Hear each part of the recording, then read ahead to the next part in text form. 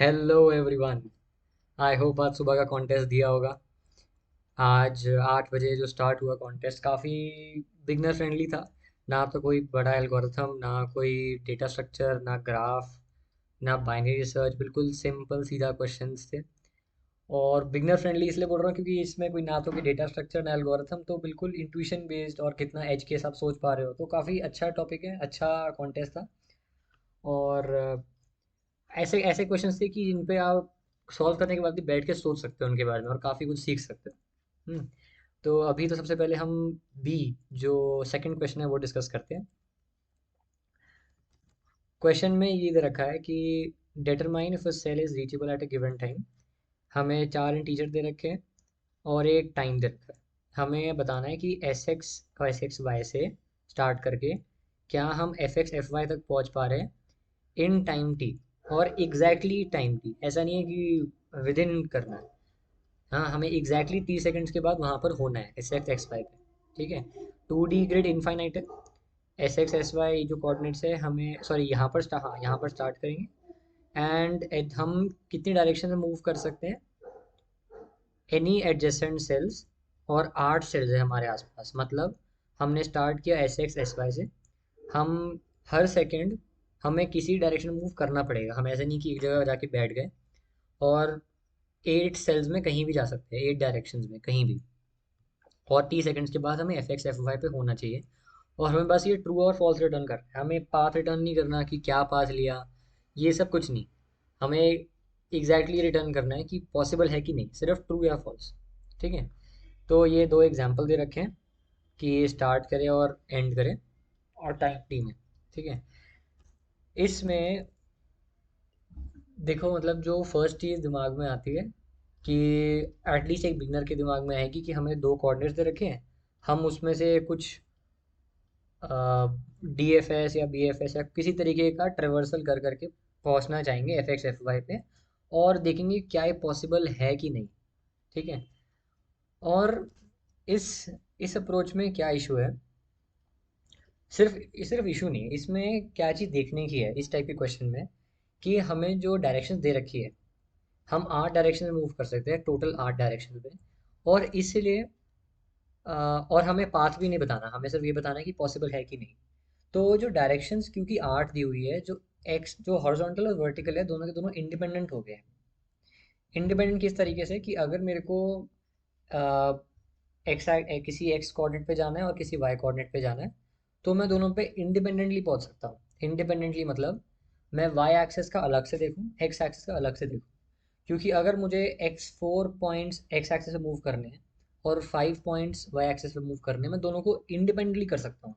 मतलब अगर उस पॉइंट पे, अगर उस टाइम पे मेरे को एक एक्स भी मूव करना था, एक वाई भी मूव करना था, मैं डायगोनल पे मूव कर जाऊंगा। मुझे कोई चीज़ रोकेगी नहीं। अगर मुझे एक्स पे मूव करना है तो मैं वाई पे मूव नहीं कर सकता, अगर मुझे मुझे वाई पे मूव करना है तो मैं एक्स पे मूव नहीं कर सकता, ऐसा कोई नहीं है। और ना ही कोई ग्रिड पे कोई मेरी कंस्ट्रेंट है कि मैं इस पॉइंट पे मूव नहीं कर सकता। कई बार किसी क्वेश्चन में दे रखा होता है कि ग्रिड में जीरो और वंस दे रखे होते हैं, आप वन पे नहीं चल सकते, ऐसा भी कुछ नहीं है। ठीक है, बिल्कुल सीधा सीधा सवाल है, हम कहीं भी मूव कर सकते हैं। इसलिए एक्स और वाई हमारे इंडिपेंडेंट है। ठीक है, तो ये मत करना कि ट्रेवर्स कर रहे हो। अगर आपने सोचा तो बढ़िया। बट हम जाएंगे कि हम बस कैलकुलेट कर लेंगे कि एक्स के लिए हमें इतना टाइम चाहिए, वाई के लिए हमें इतना टाइम चाहिए। फिर हम रिटर्न कर देते कि अगर वो टाइम जो हमें अलॉटेड है अगर उससे कम है, तो हम एटलीस्ट रीच कर सकते हैं। ठीक है।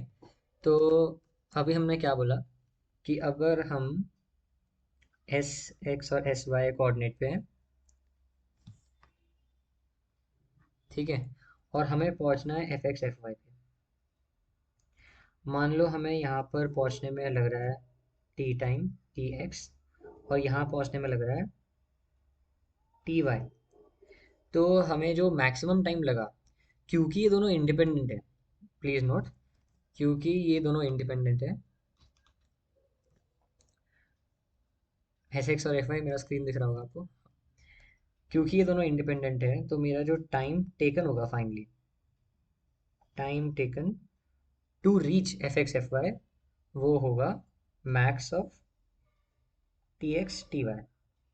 ठीक है, max of T X T Y. तो मुझे बस ये चेक करना है कि जो मेरा टाइम अलॉट दिया हुआ है क्वेश्चन में, वो मेरा ग्रेटर देन इक्वल टू होना चाहिए इससे, टाइम टेकन से, टाइम टेकन टू रीच। इससे मैं एटलीस्ट ये बता पाऊंगा, अभी मेरा क्वेश्चन आंसर कंप्लीट नहीं हुआ है, इससे मैं सिर्फ ये बता रहा हूँ कि मैं पहुंचा या नहीं। पर इसके बाद मुझे क्वेश्चन में ये दे रखा है कि मुझे एग्जैक्टली 30 सेकंड्स के बाद पहुंचना है, मतलब अगर टाइम मेरे पास रह भी गया तो भी मुझे कुछ ना कुछ करना पड़ेगा कि मैं एग्जैक्टली 30 सेकंड्स के बाद वहां पर हूँ। तो ऐसे जब होता है ना, तो आप एक ये करके देखो, एक बॉक्स बनाया मैंने, ठीक है, मान लो अब इस बॉक्स के ऊपर हो। अब अगर आपको, मेरे को सिर्फ 2 सेकंड दे रखे हैं, एक्स्ट्रा बच गए मेरे पास 2 सेकंड्स, तो मैं इधर गया राइट में, फिर वापस आ गया, तो मेरे 2 सेकंड्स हो गए। अगर मेरे को 3 सेकंड्स दे रखे हैं, तो मैं राइट में गया, ऊपर गया और वापस आ गया, ठीक है। तो ऐसे करके अगर मेरे पास 2 सेकंड्स है, तो भी मैं कुछ ना कुछ क्या कहते हैं, एक्स्ट्रा काम वेलापंती कर पा रहा हूँ कि जिससे वापस आ जाऊँ। 3 सेकंड्स है तो भी कर पा रहा हूँ, और क्योंकि मैं 2 भी कर पा रहा हूँ, 3 भी कर पा रहा हूँ, तो किसी भी कॉम्बिनेशन में कि कोई भी नंबर होगा जो एक्स्ट्रा टाइम बच गया, 2 और 3 के कॉम्बिनेशन से मैं सारे सेकंड्स कर लूँगा, ठीक है। अब अगर आता है कि अगर, अब दिमाग में आता है कि अगर मेरे पास 1 सेकंड है, हाँ, क्योंकि अगर मेरे पास 1 सेकंड है तो मैं अगर एक बार बाहर निकल गया, मैं वापस नहीं आ सकता, ठीक है। तो क्या करना है, अब इसमें देखो कि जब मैं पहुंच रहा था, 1 सेकंड का डिले मैं वहां ला सकता हूँ, कि अगर मेरा स्टार्टिंग ये चीज़ है, अगर मैं स्टार्ट कर रहा हूँ यहाँ से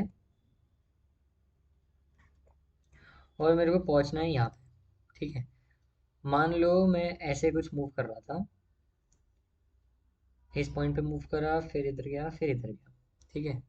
अब इस पॉइंट पे मूव करने पे, रैदर देन मैं यहाँ से इधर दूसरे पेन से करता हूँ, रैदर मैं यहाँ से इधर गया, मैं क्या करूँगा, मैं एक स्टेप साइड में गया और उसके बाद एक डायगनल लेके वापस इधर आ गया, ठीक है।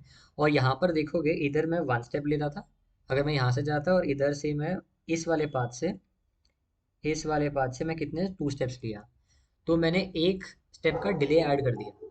तो अगर मेरे पास, अगर मुझे 1 सेकंड का डिले ऐड ही करना है, मतलब मेरे पास अगर मैं फाइनल पहुंच के अगर 1 सेकंड एक्स्ट्रा था, तो बीच में किसी पाथ में मैं 1 सेकंड का डिले ऐड कर दूंगा, तो मैं फाइनली किसी भी कॉम्बिनेशन में पहुंच सकता हूँ। किसी भी कॉम्बिनेशन में मतलब जितना भी एक्स्ट्रा टाइम रहेगा, मैं कहीं ना कहीं वेस्ट करके 30 सेकंड्स के बाद मैं एफ एक्स एफ वाई पे पहुंच जाऊंगा, ठीक है। तो मुझे क्या चेक करना है, अगर अब इस कोडिंग पे आते हैं, इसको रीसेट मारते हैं, कि जो मेरा टाइम बच गया वो था, सॉरी कितना टाइम लगा मेरे को, एस, एफ एक्स एक्स, इसमें एफ एक्स और एस एक्स ज़रूरी नहीं कि वो इंक्रीजिंग ऑर्डर में हो, तो मेरे को इसमें एब्सोल्यूट लेंगे, ये भी हो सकता है कि पीछे हो, और सेम हम लेंगे एफ वाई के लिए, और मेरी जो नीड है वो होगी max of A comma B. अब मैं ये कर सकता हूँ कि if need is less than equal to T, तो मेरा, मुझे पता है नीड अगर less than equal to T है तो रीचेबल भी है, साथ में अगर एक्स्ट्रा टाइम है तो मैं करना कहीं ना कहीं वेस्ट कर लूँगा।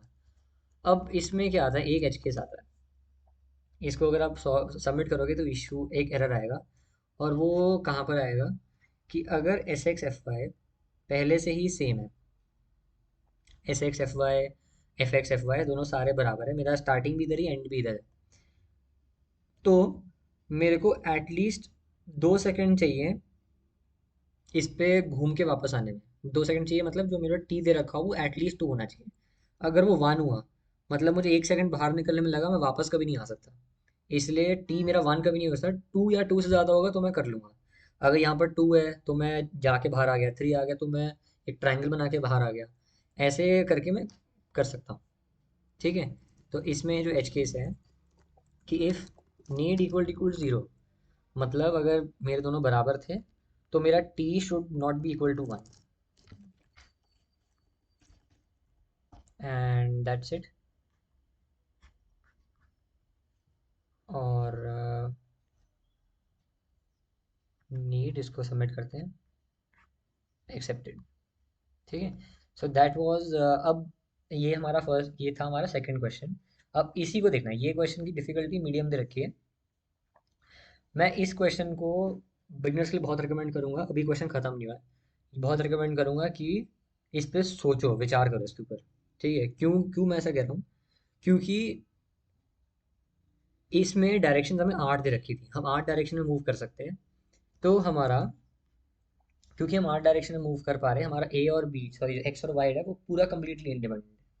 अगर इसी क्वेश्चन में मैं ये बोल देता, या फिर क्वेश्चन में ये दे रखा होता कि हम सिर्फ 4 डायरेक्शन में मूव कर सकते हैं, तो क्वेश्चन बदल जाता, काफ़ी हद तक बदल जाता। क्योंकि काफ़ी हद तक मतलब हमारे थोड़ा कोडिंग में काफ़ी चेंजेस आ जाते हैं, और हमारा जो हमने इंट्यूशन या बताई जो एल्गोरिथम हमने जो भी डिफाइन करा वो चेंज हो जाता। ऐसा क्यों? क्योंकि पहली बात, एक्स और वाई कंप्लीटली इंडिपेंडेंट नहीं रहते।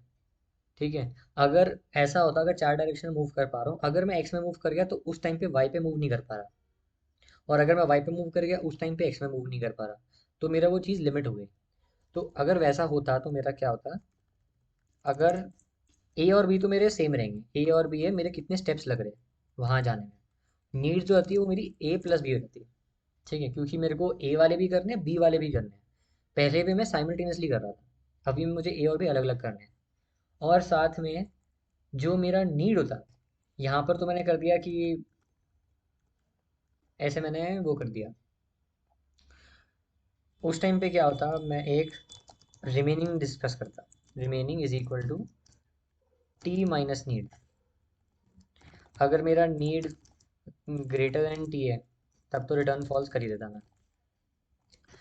यहाँ मैं बात करता हूँ कि मेरा टाइम बच गया।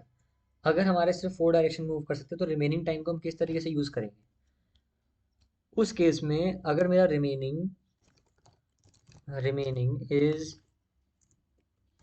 इवन, तभी मैं कर सकता हूँ, तभी मैं रिटर्न ट्रू करूँगा, वरना रिटर्न फॉल्स। ठीक है, या इसको ऐसे करते हैं, नीड्स के बजाय if remaining is less than zero return false. ठीक है, अब आप देखो मैंने क्या करा, ये मैंने कुछ चेंज करा। मुझे नहीं पता, मैं टेस्ट तो कर नहीं सकता इस कोड को, क्योंकि क्वेश्चन ये है नहीं, मैंने क्वेश्चन ये बदला कि हम 4 डायरेक्शन मूव कर सकते रैदर देन 8। तो अब हमें ए, हम मैक्स, पहले हम मैक्सिमम ले रहे थे, अब ए प्लस बी ले रहे हैं। ठीक है, क्योंकि अब वो टोटली इंडिपेंडेंट नहीं है, हमें ए वाले भी लेने हैं, बी वाले भी लेने हैं अलग अलग। रिमेनिंग जो टाइम बचा वो हमेशा परसेंटेज टू होना चाहिए, क्योंकि अब मैं जब भी मूव करूँगा किसी डायरेक्शन में, तो उसी डायरेक्शन में मुझे वापस भी आना है। मैं किसी और डायरेक्शन से वापस नहीं आ रहा, ना मैं कहीं और चला गया, तो मेरे को ये इवन होना चाहिए। ठीक है, और इस तरीके से हम ये क्वेश्चन सॉल्व करेंगे। आई होप कुछ सीखने को मिला हो। अगर आपको पसंद आया तो ज़रूर इस वीडियो को लाइक करना और सब्सक्राइब भी करना है चैनल को। Thank you.